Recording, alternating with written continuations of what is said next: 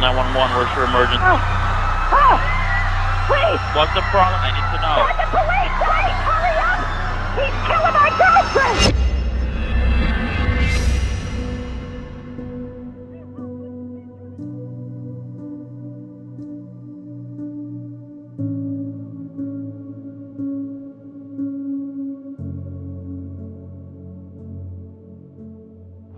Go over there. He's gonna shine. He's gonna be my supervisor one day.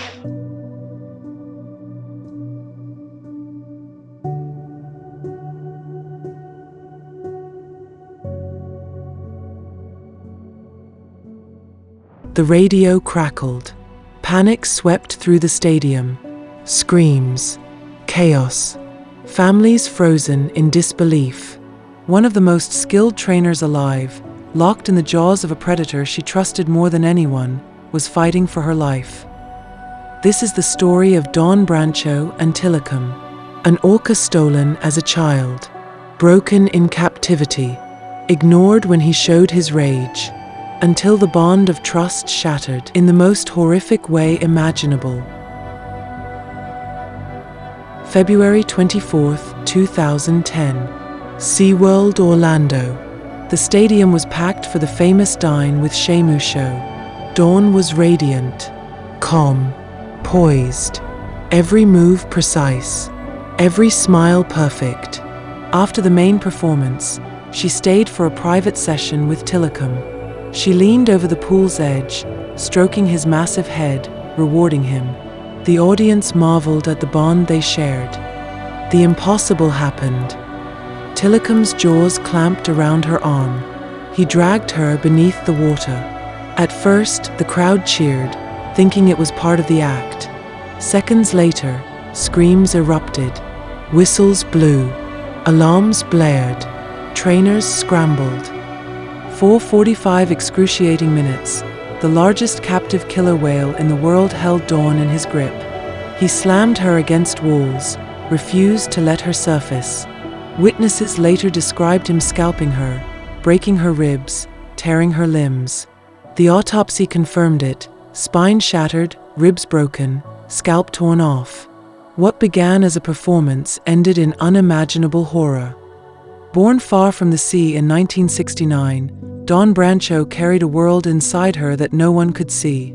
Night after night, as a child, she devoured documentaries and stared at posters of dolphins and whales taped above her bed. "I'll work with them someday," she told her parents. They laughed. Friends laughed. Most children outgrow dreams, but not Dawn. She swam competitively, studied animal behavior, and in her 20s took her first marine job scrubbing tanks and feeding dolphins. Long hours, low pay, exhaustion. She never complained. Step by step, she rose. By the mid-1990s, she became a leader at SeaWorld Orlando.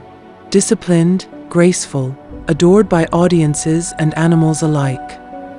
Tilikum was unlike any whale she had ever encountered. A broken giant, a legend of tragedy. Their first interactions were tentative, careful, curious, and then something clicked. Through patience, calm, and trust, she reached the orca inside him. Their performances became breathtaking, a dance of power and grace. Crowds gasped. She stroked his head, slid across his back, stared into his black, unblinking eyes. Moments of harmony, moments of beauty. But beneath the water, shadows lingered. Why would Tilikum attack the one who loved him most? Vengeance? Instinct? Trauma surfacing in the only way he knew? Every viewer, every trainer, every scientist asked the same question: what broke the bond of trust? 1983, Iceland. A 2-year-old calf swam beside his mother, still nursing, still bonded. Then came boats, nets, screams. He was ripped from his mother, dragged away. He was named Tilikum, meaning friend, kin, or people in Chinook.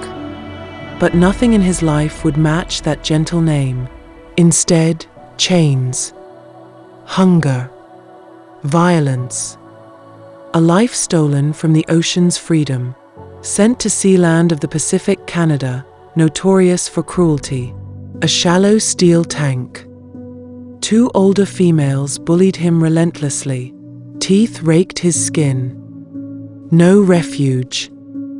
Only torment. Perform or starve. Obey or go hungry. He swam day after day, not for joy, but survival. 1991, Kelty 20, fell into the pool. Tilikum was part of the attack, drowned her in front of a horrified audience. His first warning. Later, SeaWorld acquired him, not to heal him, but to exploit him. He was repeatedly used as a breeding bull, fathered dozens of calves, every bond stolen before it began. 1999, Daniel Dukes entered his tank. By morning, he was dead, mutilated, draped across Tilikum like a grotesque trophy. Another warning. By the time dawn arrived, Tilikum carried decades of trauma, aggression reports, and 2 deaths. Warnings ignored. Profits and entertainment outweighed safety. February 24, 2010. Dawn leaned over the edge. Tilikum watched, waited, and in an instant, he lashed out. What did he see? A friend? A captor? Or simply decades of pain erupting in the only way he knew? Experts later concluded, decades of trauma, social isolation, loss of family, chronic stress, abuse, deprivation. He reacted the only way he knew how.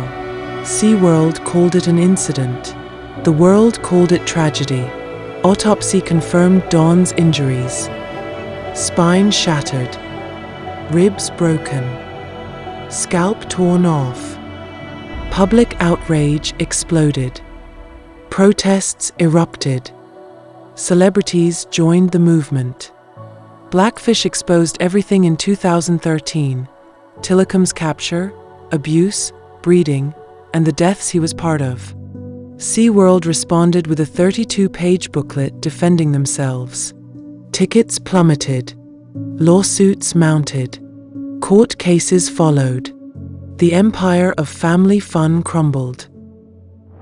Dawn and Tilikum's partnership began beautifully, but kindness could not erase decades of trauma.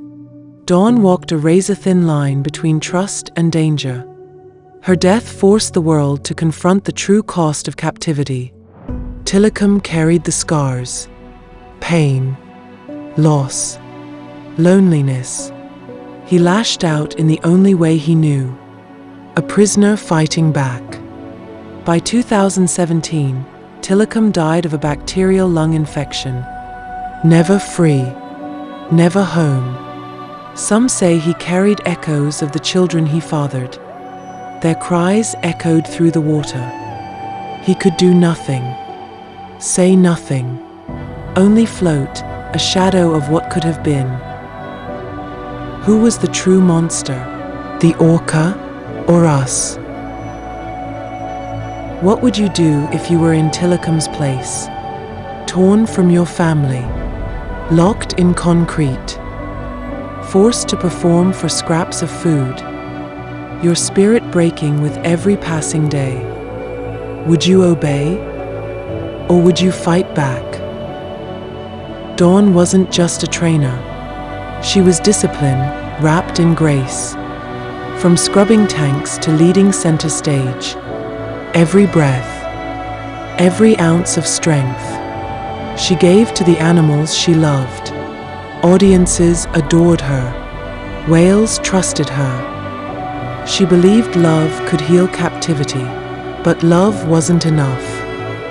Her death became the breaking point, a haunting reminder that even the kindest soul can be shattered in the jaws of captivity. It was a mirror, a warning about the consequences of forcing wild creatures into unnatural lives. Love and trust could not erase decades of trauma. You cannot cage the ocean, You cannot take the wild. And sometimes, the wild fights back. Dawn's death, Tilikum's life. Two stories intertwined in tragedy.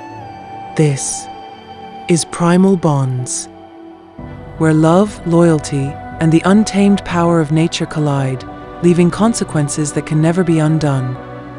Remember to like, subscribe, comment, and share. More stories are coming, where trust shatters and the wild shows its teeth.